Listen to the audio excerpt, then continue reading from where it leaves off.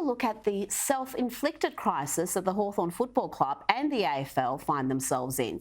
This week, the AFL announced the finalisation of their shambolic 8-month probe into allegations of inappropriate conduct at the Hawthorn Football Club.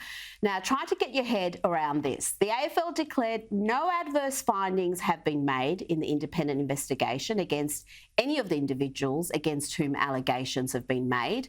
Now, that would be allegations of racism and racist bullying made against the former Hawthorn trio of Alistair Clarkson, Chris Fagan and Jason Burt. But in the same announcement, the AFL also acknowledged the hurt, pain and anguish the complainants feel following their time at the Hawthorn Football Club. So which is it? Do the complainants have cause to feel pain and anguish? Or are the accused innocent of the grievous allegations levelled against them? Either the three men have done something warranting an apology or they have not. Only in the bizarro world inhabited by the AFL can this week make any sense.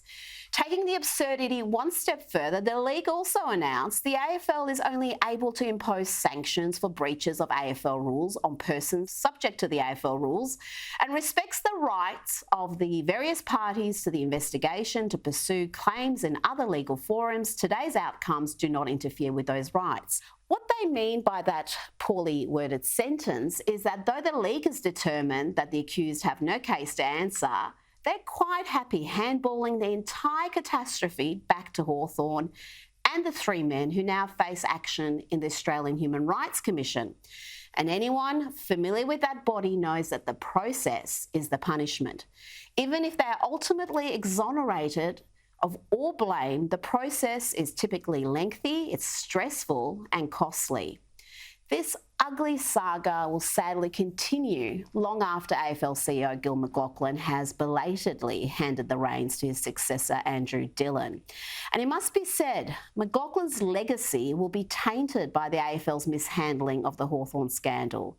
He owns much of this self-inflicted mess thanks to the eagerness with which he has embraced and encouraged AFL clubs to embrace toxic race politics. Hawthorn felt compelled to commission the so-called racism report, due in part to the culture Gil McLachlan has proudly cultivated, a culture steeped in racial grievances and identity politics.